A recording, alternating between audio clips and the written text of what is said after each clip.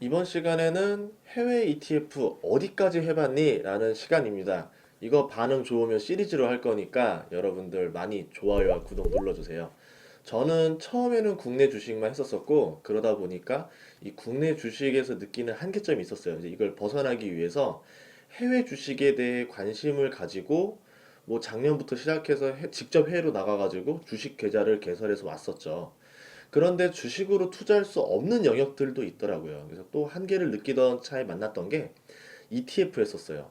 이제 뭐 편리함 때문에 국내 ETF를 주로 했었는데 그러다가 이번에 좀 이제 위기 사태를 보면서 아, 이거 국내 ETF만으로는 또 한계가 있겠구나 느껴가지고 결국은 해외 ETF에도 투자를 하게 되었습니다. 이번 시간에 해외 ETF의 장점과 국내에 없는 ETF들이 어떤 것들이 있는지를 알아보도록 할 건데요. 이거 반응 좋으면은 제가 해외 ETF 시리즈로 한번 가보도록 할게요. 해외 ETF의 범위가 넓어서 저 같은 경우는 여기 보이는 뷔페처럼 골라서 하는 해외 ETF 백과사전이라는 책을 참고했습니다. 그러면 해외 ETF의 장점부터 한번 알아보도록 하겠습니다. 해외 ETF는 가장 큰 장점이 있는데 국내에 없는 거를 투자할 수 있다. 이런 가장 큰 장점이 있어요.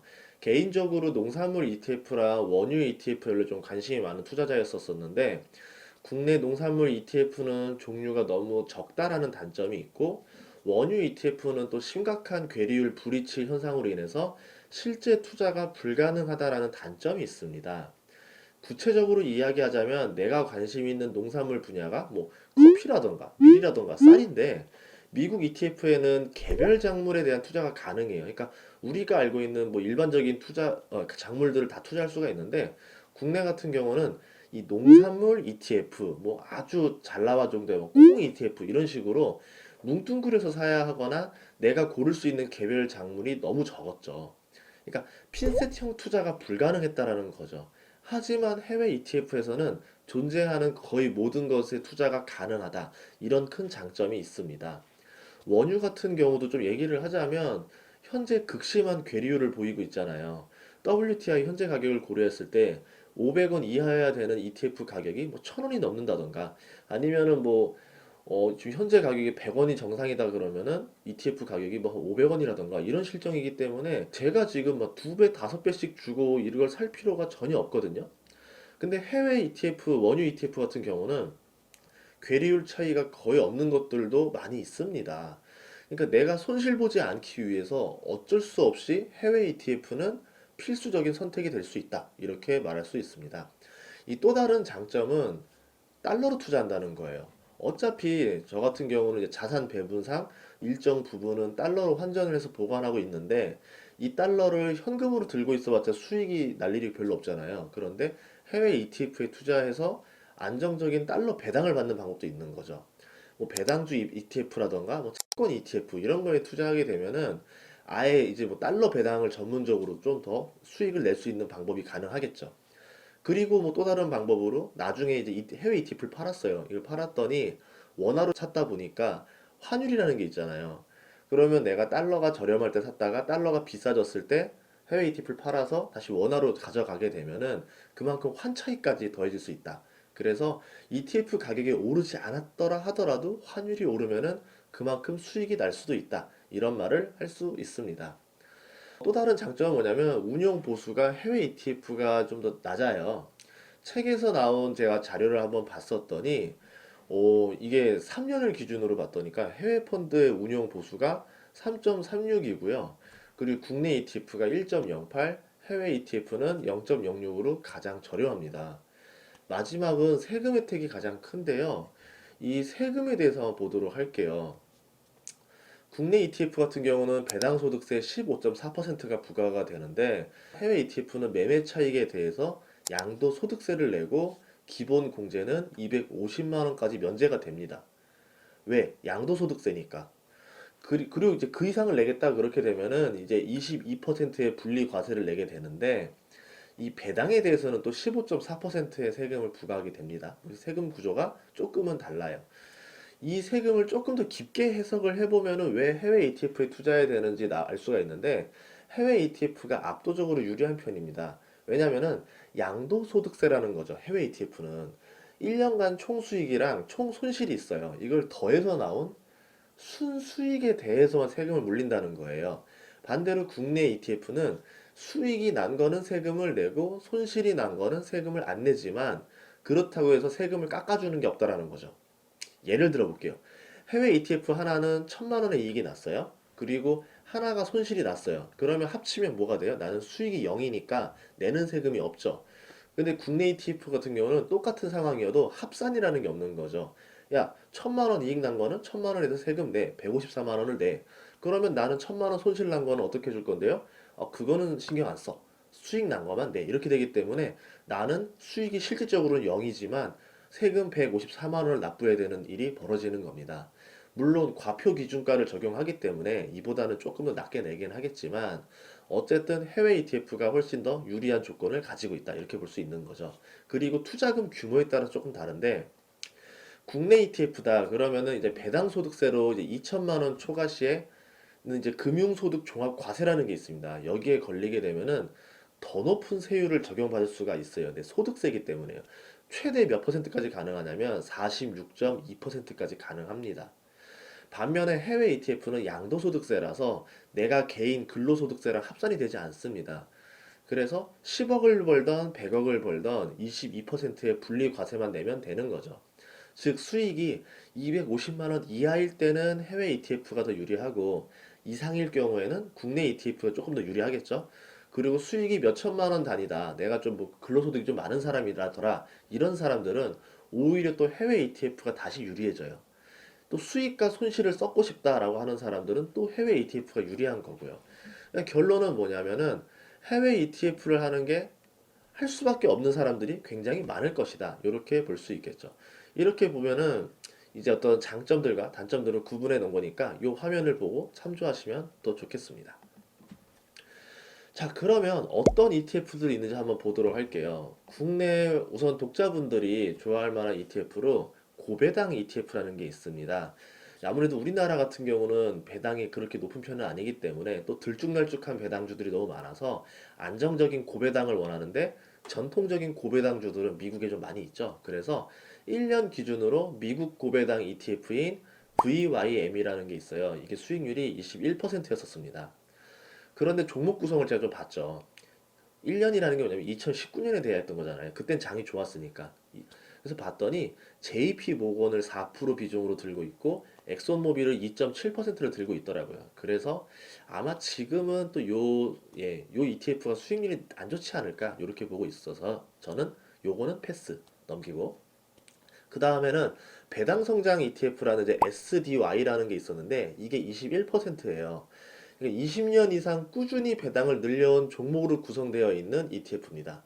뭐 글로벌 고배당도 있어요. 미국뿐만 아니라 전 세계에서 고배당을 준다라면 찾아가는 ETF도 있는데 IDV라는 게 있는데 이게 23%였었습니다. 역시 글로벌로 가는 게 맞는 것 같아요. 그렇죠? 일단 VIGI는 또 25%였었고요. 그러니까 이런 엄청난 수익률이죠. 4년이면 본전을 뽑으니까. 그래서 신흥국 고배당 ETF도 있는데 의외로 또 신흥국 고배당 같은 경우는 아무래도 신흥국 자체가 배당보다는 성장에 집중해야 될 때다 보니까 그런지 몰라도 1년 수익률이 DVY라는 이제 ETF 같은 경우 봤더니 12%, DEM 같은 경우는 17% 정도로 미국 고배당 주보다는 그렇게 높은 편은 아니었었습니다. 물론 2020년 1월 기준으로 본 거기 때문에 이 글로벌 지수가 다 좋을 때라서 이때는 뭘 골라도 다 오르는 시기였다더라. 요거는 참고하셨으면 좋을 것 같고요. 다른 방법으로는 섹터 ETF가 있는데요. 필수 소비재, 금융, IT, 헬스케어, 에너지, 리츠 등 이 본인이 괜찮다라고 판단하는 분야의 기업들로 이뤄진 ETF에 투자할 수가 있습니다.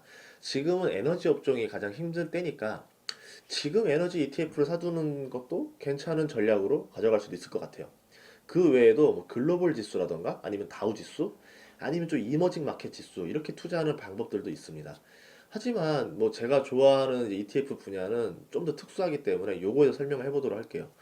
원자재 ETF라는 게 있는데 주식으로 살 수 없는 분야예요, 애초에. 그렇기 때문에 ETF를 보유하는 게 가장 유리한 투자가 됩니다. 원자재 ETF라는 게 이 선물 지수에 투자를 해요. 그래가지고 만기일이 존재하고 또 이제 만기일이 있다 보니까 만기를 연장해야 되겠죠. 그래서 연장할 때마다 들어가는 롤오버 비용이 발생한다는 점, 그리고 만기가 있고 시간 제한이 있기 때문에 투기성이 조금 강하다라는 점이 있습니다. 그래서 저 같은 경우는 옳은 거에는 잘 투자를 하지 않아요. 위험성이 아무래도 좀 크기 때문에 그렇게 보고 있고요. 금 ETF 물어보신 분들이 많더라고요. 저한테 개인적으로. 그래서 금 ETF도 설명을 하자면 국내에도 있었는데 해외 같은 경우는 이 금 ETF 중에서 세배짜리가 존재해요. 위로 3배, 아래로 3배 이렇게 할 수 있는 것들이 있고, 물론 3배짜리는 눈 깜짝할 사이에 전액 손실이 가능한 상품이라서 제가 손대지는 않으셨으면 합니다. 원유 같은 경우도 3배짜리가 있었는데 다 사라졌죠. 한 배짜리로 있는 것 중에 하나가 USO가 있고, 2배짜리로 있는 게 UCO가 있는데, 지금 상황에서 유가에 투자하라는 말 자체를 좀 못하겠어요. 그거를 하는 사람은 나쁜 사람이겠죠. 그래도 저는 지켜는 보고 있습니다. 관심이 옛날부터 있던 종목이었던 거니까. 그 외에도 10년간 계속 내렸던 농산물 ETF를 또 눈여겨보고 있는데, 언젠가 볕들 날이 올 거라고 기다리고 있습니다. 그래서 이제 항상 좀 날씨에 관심을 많이 보고 있죠. 아무래도 날씨의 기후변화랑 가장 관련이 깊은 게 농산물 ETF다 보니까요. 최근에 전 세계적으로 밀농사를 망쳤다라는 이야기가 들리고, 쌀 사재기, 쌀 수출을 금지한다는 뉴스가 들려와서, 간만에 농산물 ETF가 드디어 오르겠구나 라고 싶어 봤더니 이미 벌써 올라 있더라고요. 10년을 지켜봤었는데 아차 하는 사이에 놓쳐버렸습니다. 주식을 아예 안 하는 것이 더 좋은 시기에는 어떤 ETF가 있냐면은 채권만 한 게 없는데, 이 해외 ETF 중에서 글로벌하게 채권에 투자할 수가 있습니다. 뭐 미국채, 회사채, 하이힐드 채권, 시니어론, 글로벌 채권 등 국내에 없을 만한 채권들에도 투자할 수가 있기 때문에 이 해외 ETF를 통해서 이제 조금 투자하는 방법들도 다양하게 있다라는 걸 말씀드릴 수 있고요. 지금 시기 같은 경우는 회사채보다는 아무래도 국채 ETF에 투자하는 게 더 안정적이겠죠. 해외 ETF의 정보를 어떻게 알아낼 수 있느냐? 요거를 말씀드리자면 뭐 하나 알려드릴게요. 여러 개가 있는데 대표적인 게 ETF.com이라는 사이트가 있습니다. 여기에서 이제 조건별로 검색을 할 수가 있어요. 예를 들어서 뭐 자산 유형, 뭐 이제 투자 대상, 지역 배당률, 기간별 수익률 이런 조건 검색을 할 수 있는 게 여기 맨 처음에 있는 ETF Tools and Data라는 이제 탭에 들어가면은 방금 말한 것들을 볼 수가 있고요.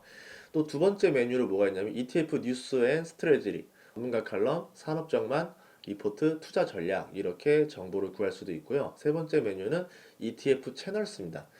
종류별로 ETF 채널 20개가 있는데 개요에서 해당 ETF의 종목 수, 시가총액 합계, 그리고 운용 보수, 수익률 이렇게 알 수가 있고, 또 목록들에서 어떤 종목들을 보유하고 있는지 이것도 볼 수가 있습니다.